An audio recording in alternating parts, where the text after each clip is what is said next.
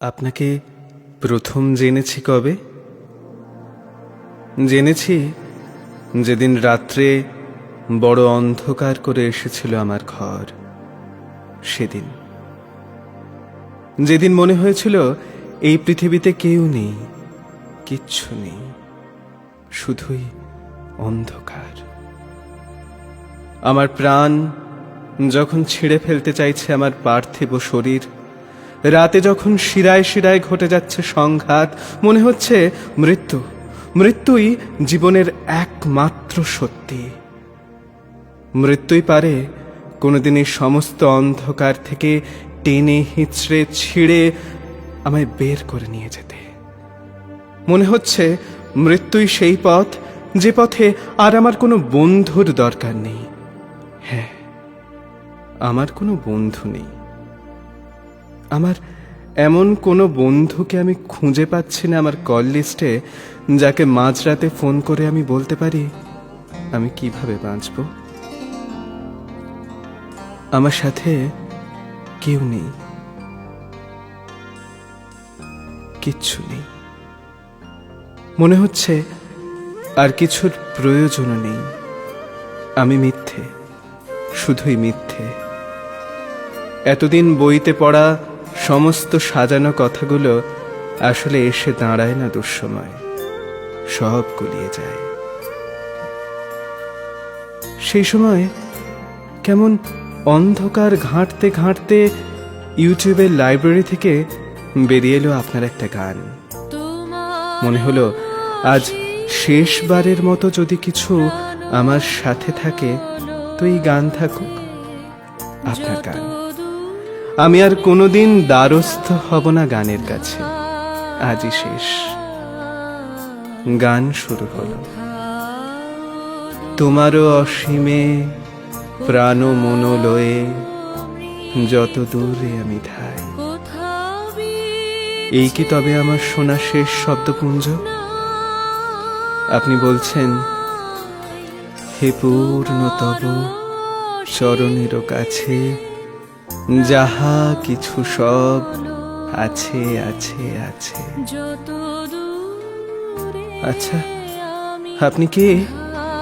আমি কি আপনাকে চিনি? কেমন করে বুঝলেন এমন কিছু? বলুন না, কেমন করে বললেন? নাই নাই ভয়, সে শুধু আমারই, নিশিদিন কাঁদি তাই। আপনি যেন কারোর মাথায় হাত রেখে তার সমস্ত দুঃখ শুষে নিতে চাইছেন। কেন চাইছেন? আপনি কেন চাইছেন? খাট থেকে উঠে জানালায় গিয়ে বসলাম। রাতের অন্ধকার যেন একটু একটু করে কাটছে। আপনার গান বাজছে একের পর এক।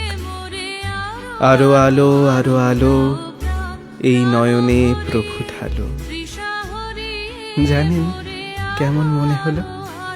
মনে হলো আমি অন্ধ ছিলাম।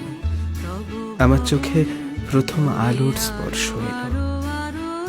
এরপর গান গান গান, একের পর এক আবার সেই গান। শুধু গান, শুধু গান শুনে গেলাম আমি সারা রাত। অন্ধকার পেরিয়ে আমি দেখলাম একটা বিশাল আকাশ, যে আকাশে লক্ষ লক্ষ তারা জ্বলছে নিভছে অবিরত। মনে হলো আমার এই শোক বড় ক্ষুদ্র, আমার না পাওয়া বড় সাময়িক। বিশাল এই ব্রহ্মাণ্ড মাঝে আমি দাঁড়িয়ে আছি।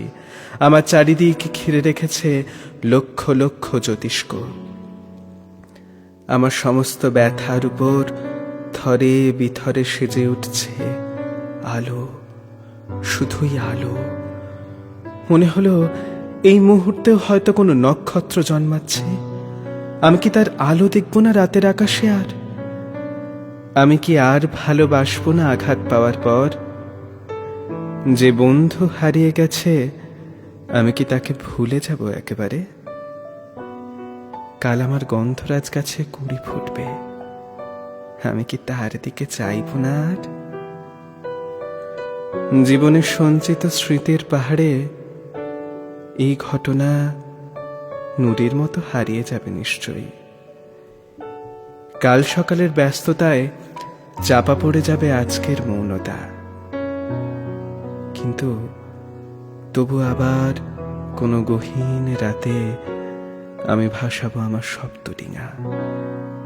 আপনার গান থাকবে আমার সাথে, সমস্ত মন্দ খারাপ দুঃখ ক্লান্তি কাটিয়ে এগিয়ে যাওয়ার জন্য আপনার গান থাকবে। যেদিন এই পৃথিবীতে হিংসা থাকবে না, যেদিন এই পৃথিবীতে বিশ্বাসঘাতকতা থাকবে না, যেদিন সমস্ত নিন্দা মুছে যাবে, যেদিন অহমিকা শব্দটা হারিয়ে যাবে শব্দমালা থেকে, যেদিন ফেসবুক টুইটার ইনস্টাগ্রামের প্রয়োজন ফুরিয়ে যাবে, যেদিন কোনো কিছুই আর ট্রেন্ডিং এর প্রতিযোগিতায় থাকবে না, পৃথিবীর সমস্ত নগর সভ্যতা মুছে গিয়ে তার বুকের গভীরে জেগে উঠবে বৃক্ষের আদি শিকড়। এমনকি যেদিন আপনিও থাকবেন না এই কালের বর্তিকায়, সেদিনও আপনার গান থাকবে।